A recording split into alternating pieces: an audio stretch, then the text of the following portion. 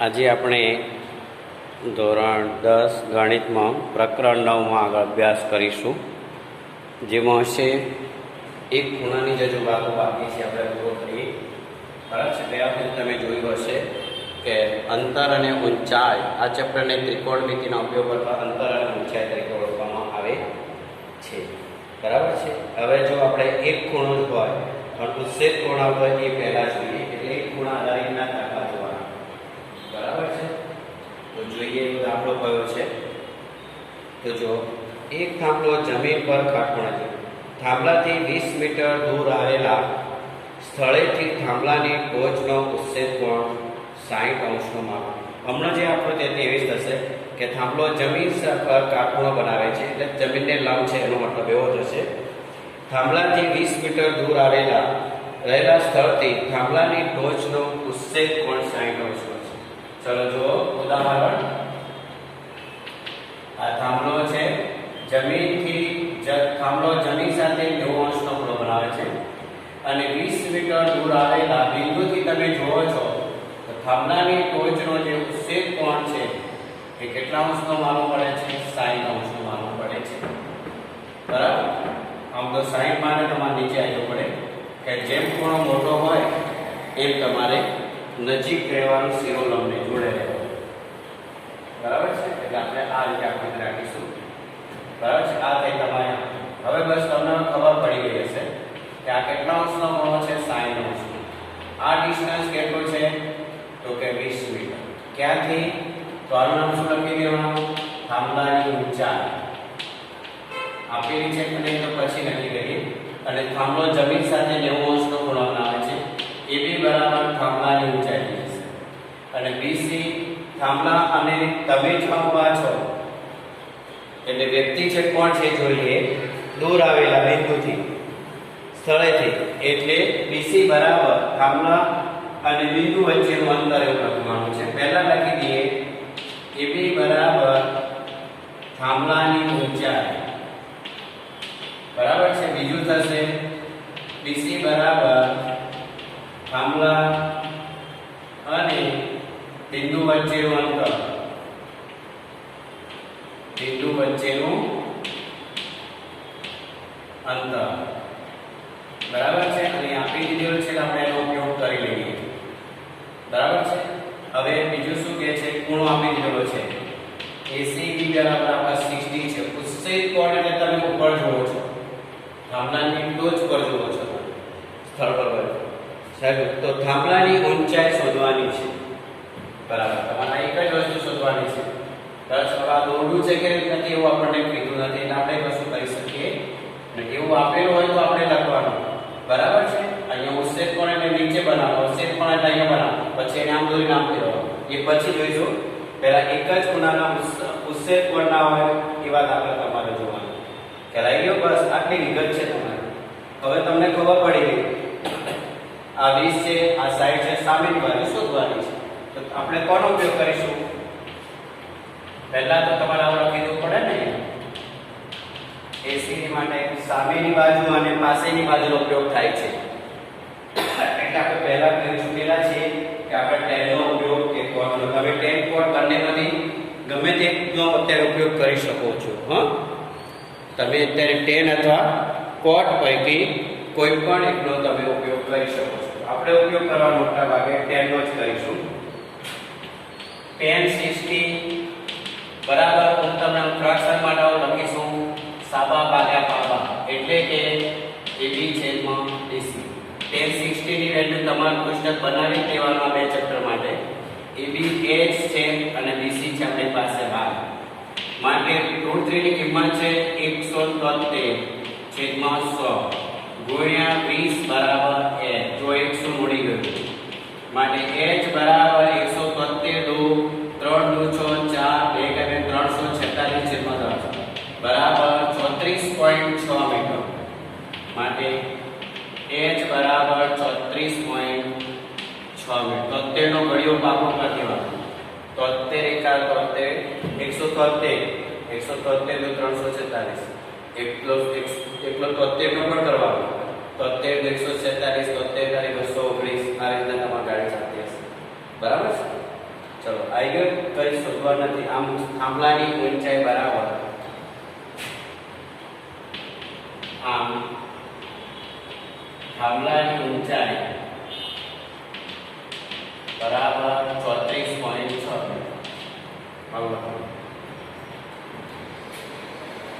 બરાબર.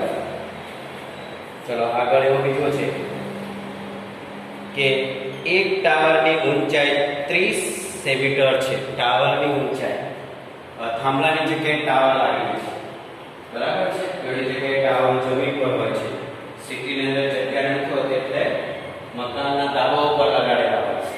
ગામડામાં કરો તો તમને ખબર પડે કે ટાવરો જમીન પર હોય છે. એટલે ટાવર જમીનને સીધો કોઈ પણ વસ્તુ ઊભી હોય તે જમીન સાથે હંમેશા 90 અંશનો ખૂણો બનાવે છે. ચાહે તમે ઊભા હો તો બી 90 અંશનો ખૂણો થતો જ હોય. યસ ઓર નો? તો એક ટાવરની ઊંચાઈ 30 મીટર છે.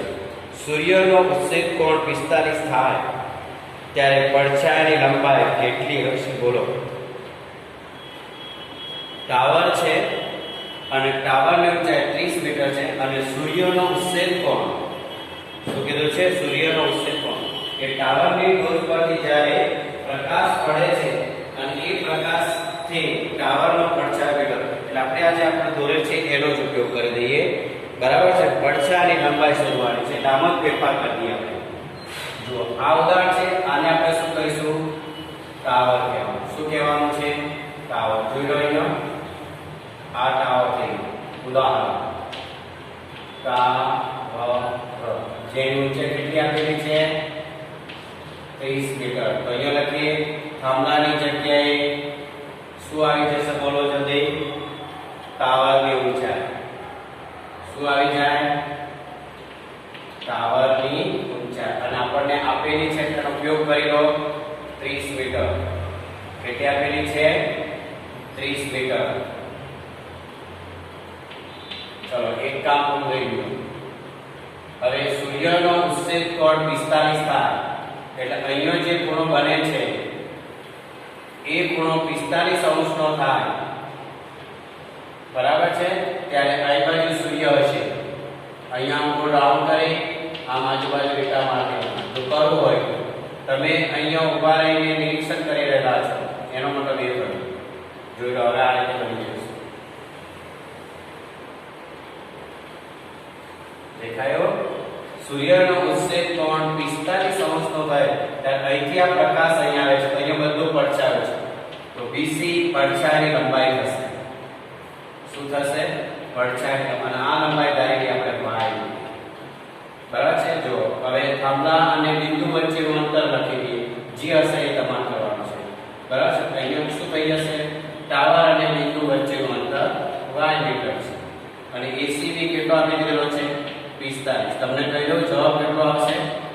45 અને 30 જ આવશે. કાટકોણ ત્રિકોણમાં કોઈ ખૂણો 90 અંશ એક કાટકોણના સિવાયના કોઈ ખૂણામાં 30 45 હોય તો સામેની બાજુ અને પાછળની બાજુના માપ સરખા હોય છે બરાબર. તો એ આપણે હવે થાય છે કે પછી એની પણ નોંધ કરી દઈએ. ત્રિકોણ ACB માટે tan 45 શું લખવાનું છે? tan 45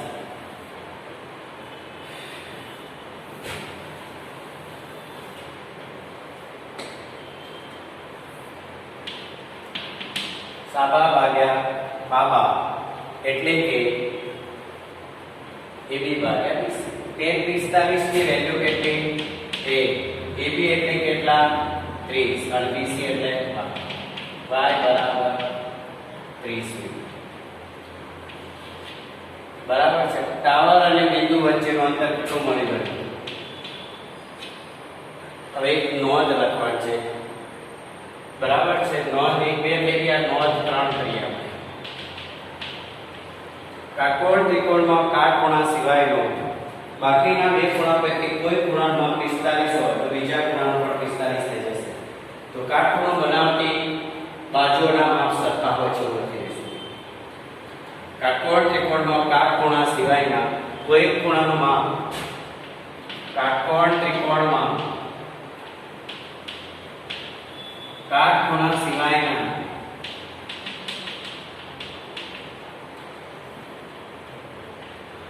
બાકીના બે ખૂણા પૈકી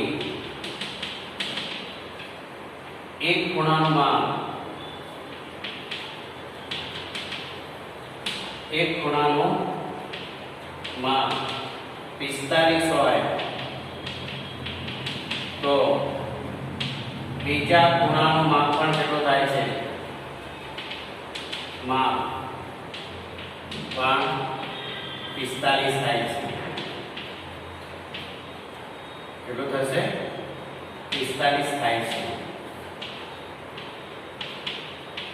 એટલે કે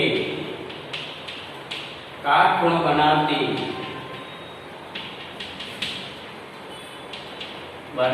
બંને બાજુઓના માપ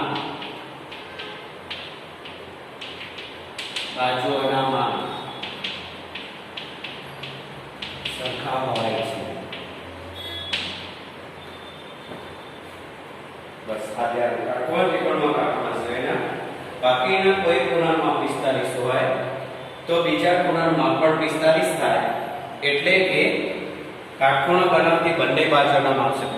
જો તમને પરીક્ષામાં એક માર્ક એવો પ્રશ્ન પૂછાય કે કાટકોણ ત્રિકોણમાં કે કોઈ ટાવરના પડછાયાની લંબાઈ અને ટાવરની ઊંચાઈ સમાન હોય તો જમીન સાથે બનાવેલો ખૂણો કેટલો આવશે? તો 45 ડિગ્રી. અને કોઈ ખૂણો 45 હોય કોઈ બાજુમાં આપણે લીધેલો છે કાટકોણ તો બીજી બાજુમાં એટલું જ થાય છે. એટલે આ નોંધ યાદ રાખવાની. કાટકોણ ત્રિકોણમાં કાટખૂણા સિવાય બાકીના બે ખૂણા પૈકી એક ખૂણાનું માપ 45 હોય તો બીજા ખૂણાનું માપ 45 થાય છે. અને કાટખૂણો બનાવતી બંને બાજુઓના માપ સરખા હોય છે. એ આ દાખલા માટે તમને ઉપયોગ. આવા તમારા વિકલ્પો એક માર્કમાં પૂછાય છે. બરાબર છે? ક્યારેક એવો પ્રશ્ન આવે છે અહીંયા x કે અને y કહે છે અને અહીંયા 45 કહેતો x અને y વચ્ચે સમજશો તો x 2y થઈ જાય ના થઈ જાય? અહીંયા ટાવરનો છે x કે ટાવર અને બિંદુ વચ્ચેનો y અંતર છે અને ખૂણો 45 હોય તો x અને y વચ્ચેનો સંબંધ ખાલી જગ્યા થાય તો x y. આવ સીધું લખી દેવાનું. આ વાક્ય ઉપરથી જવાબ આપી દેવાનો. બરાબર છે? એક બાજુ લંબાઈ x હોય તો બીજી બાજુ લંબાઈ y થાય અને બંને સરખી જ થશે. 45 અંશનો ખૂણો છે. બસ આ રીતે જવાબ છે. બરાબર છે?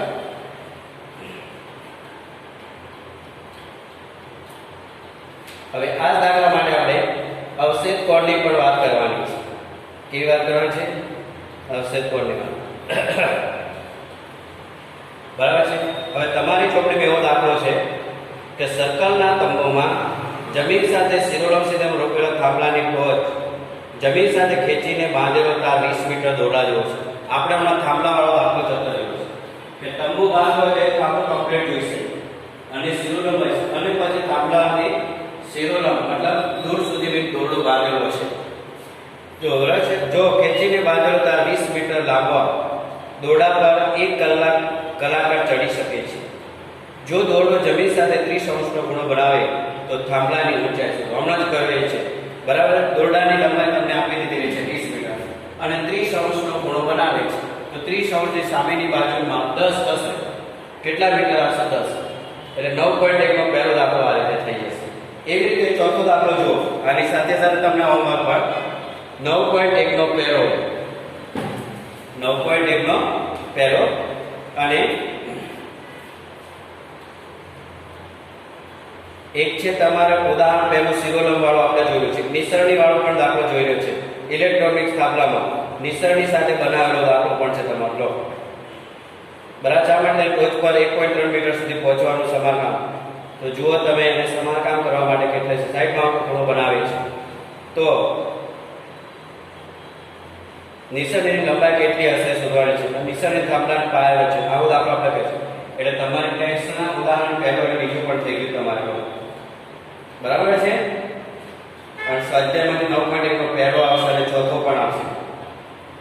બરાબર? ચોથામાં કે ટાવરના પાયાથી 30 મીટર દૂર આવો દાખલો છે. જો ટાવરના પાયાથી દૂર 30 મીટર દૂર રહેલા એક બિંદુથી ટાવરની ટોચનો ટાવરના પાયાથી 30 મીટર દૂર રહેલા એક બિંદુથી ટાવરની ટોચનો ઉત્સેદ કોણ 30 છે. બરાબર? અહીંયા આ 30 છે મારી જગ્યાએ અને દૂર રહેલા બિંદુથી ટાવરની ટોચનો ઉત્સેદ કોણ 30 કહી દીધો છે. લો ટાવરની ઊંચાઈ શોધો એમ કહી દીધું છે. તો ટાવરની ઊંચાઈ શોધો. હવે સૂર્યની વેગો બરાબર છે. હવે તમારી પાસે AB બરાબર કેટલા આવી ગયા? h metre. ટાવર અને બિંદુ વચ્ચેનું અંતર 30 મીટર ને લખી દીધેલું છે. બરાબર. હવે તમારે આ જે ખૂણો છે 30 અંશનો છે. બસ દાખલો બોર્ડ પર ગણેલો છે. જોજો આ સ્વાધ્યાય 9.1 નો ચોથો દાખલો છે. હવે આના ઉદાહરણમાંથી બાદ કરી નાખીએ એટલે તમાર થઈ ગયું સ્વાધ્યાય 9.1 નો દાખલા નંબર 4 થઈ ગયો. હવે અહીંયા ખાલી ગણવાની વાત રહી. બરાબર. એટલે રકમ મળતા શીખી જાઓ. 30 અંશનો ખૂણો છે. પાસેની બાજુ 30 તો સામેની બાજુમાં કેટલું થશે એટલું શોધવાનું છે. તો tan 30 બરાબર છે.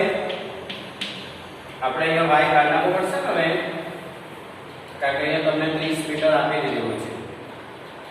હવે tan 30 બરાબર એટલી માટે tan 30 ની વેલ્યુ 1/√3 h/30 માટે h બરાબર √3h ક્રોસ ગુણાકાર પહેલા કરો બરાબર 30. સામ સામે ક્રોસ ગુણાકાર.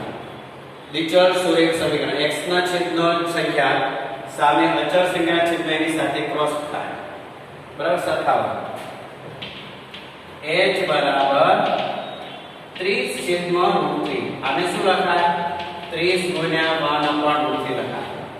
હવે 1/√3 કિંમત તમને મેં પહેલા લખાવેલી છે 0.58 ના છેદમાં કેટલા કરી દેવાના?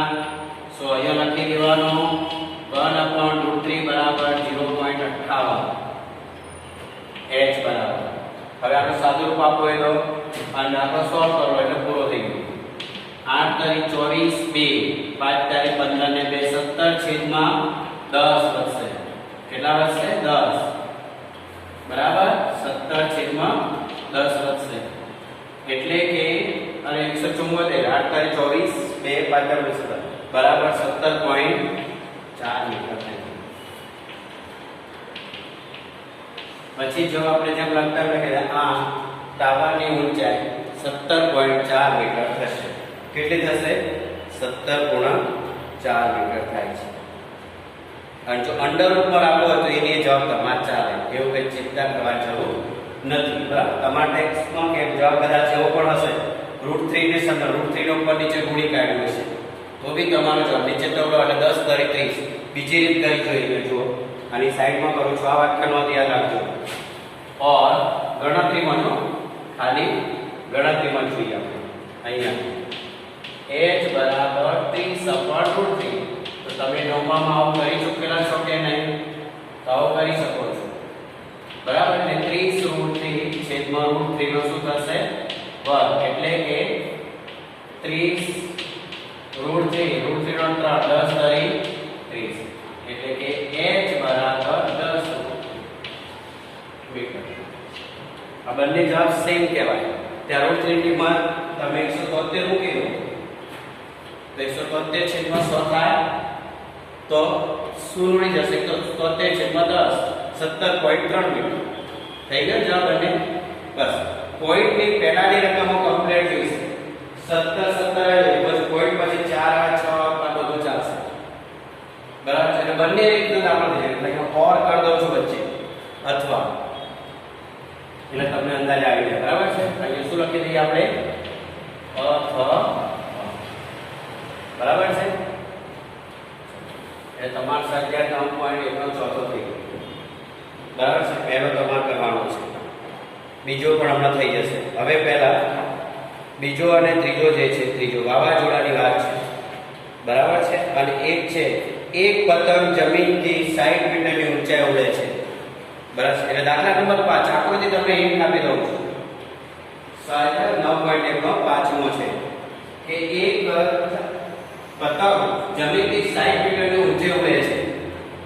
હવે આ પતંગની દોરીનો એક છેડો ક્ષણભર માટે જમીન પરના એક બિંદુ સાથે બાંધી દેવાનો છે. જો તમે વધુ સમય બાંધી રાખો તો પતંગ નીચે આવી બરાબર છે. હવે શું કહે છે ખબર છે? જમીન સાથે દોરી કેટલા અંશનો ખૂણો બનાવે છે? બસ આ સ્થિતિમાં દોરીનો જમીન સાથેનો ખૂણો 60 અંશ કીધું તો દોરીની કોઈ ભીન નથી રાખેલી એવું વિચાર તો દોરીની લંબાઈ શું બરાબર છે. તો જુઓ ગણવાનું તમારે છે, મારે ખાલી હિન્ટ આપવાની છે.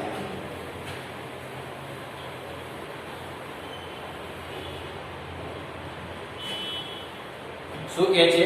જમીનથી 60 મીટરની ઊંચાઈ સ્વાધ્યાય 9.1 દાખલા નંબર કયો છે? 5મો. બરાબર છે. એટલે પછી તમારે કયા કયા કરેલા આની અંદર જો જમીનથી પતંગ, અહીંયા પતંગ છે. શું છે? પતંગ.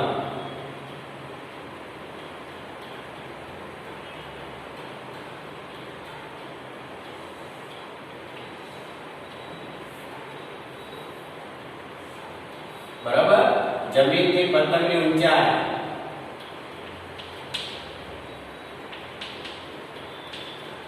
અહીંયા લખવું પડશે. એબી બરાબર જમીનથી પતંગની ઊંચાઈ કેટલા આપેલી છે? 60 મીટર. એટલે સાઈડમાં લખી દઈશું 60 મીટર. આ પહેલું કામ પતી ગયું. એબી બરાબર. બરાબર છે. ચલો, આ તમારી દોરી છે. આ શું છે? દોરી. એવું એમણે કહી દીધું છે. કારણ કે દોરી વગર પતંગ ના ઉડે. નહીતર પછી જગનો ઉડાડવો હોય તો પડી જાય, થોડેક થઈ જાય. બરાબર. ઊંચી હોય તો ધીમે ધીમે ધીમે નીચે આવશે. કેમ કે પતંગનો વેગ ઘટશે. કારણ કે પતંગ જે કુંદડી છે અને એનો આકાર મોટો હોય છે એટલે પવનના વેગથી ધીમે આમ પડશે. અને બીજી એક વાત થશે કે એને નીચે આવવા માટેનો વેગ ઘટશે. બરાબર છે. એ કે પથ્થરના જે હલકી વસ્તુ છે એટલે નીચે આવતા વાર લાગશે. હવે જોઈએ આગળ કે જમીનથી પતંગની ઊંચાઈ 60 મીટર છે. હા, અને જે દોરી છે ક્ષણભર માટે તમે બાંધી દીધેલો છે ત્યારે કેટલા અંશનો જમીન સાથે ખૂણો બનાવે છે? દોરી જમીન સાથે 60 અંશનો ખૂણો બનાવે છે ભાઈ. બરાબર છે. તો તમને એવું કહેશે પછી કે જમીન અને દોરી વચ્ચેનો અને દોરીની લંબાઈ શોધવાની છે. બસ. તો તમારે કર્ણ શોધવાનું છે. x મીટર ધારી લીધું. બરાબર છે. AC મીટર ખૂણો ACB બરાબર 60 અને AC બરાબર દોરીની લંબાઈ. દોરીની લંબાઈ બરાબર x. બરાબર છે. હવે જોઈએ હવે ACB લખેલ છે. ઘણું બધું કામ આપણે કરી દીધું છે અહીંયા. બરાબર. ચલો જોઈએ હવે tan 60 ની કિંમત બોલો. tan 60 બરાબર √3. કેટલા થાય? √3 મળશે. બરાબર. કોષ્ટક ભાગો કરતા શીખો. tan 60 બરાબર જોઈ લો √3 બરાબર AB એટલે પતંગની ઊંચાઈ 60 મીટર અને છેદમાં દોરી બરાબર x મીટર. એટલે અહીંયા તમારે ચેન્જ થશે AC. બરાબર. એટલે પતંગની દોરીની વાત કરવાની છે એટલે કર્ણની વાતો કરી રહ્યા છે આપણે. કોની વાતો કહે છે? કર્ણની. બરાબર છે. આ શું છે? તમારો કર્ણ. એટલે તમે આમાં tan નો ઉપયોગ ન કરી શકો. આપણે ખોટું લખી નાખ્યું. બરાબર. નહીતર આમાં ભૂલ પડી જાય આપણે. કર્ણની વાત કરવી હોય ત્યારે આપણે કહી શકાય કે sin નો ગુણોત્તર sin 60 બરાબર સાબા ભાગ્યા કર્ણ. એટલે કે AB ભાગ્યા AC. હવે tan 60 ની કિંમત √3/2. AB એટલે 60 અને AC એટલે x. √3x બરાબર 60 ગુણ્યા 2. માટે x બરાબર 60 ગુણ્યા 2 છેદમાં √3. હવે આપણે જેમ કર્યું આપણે કરી જોઈએ શું આવે છે. √3 વડે ગુણી નાખીએ. બરાબર. x બરાબર 60 120 √3 છેદમાં √3 નો સ્ક્વેર.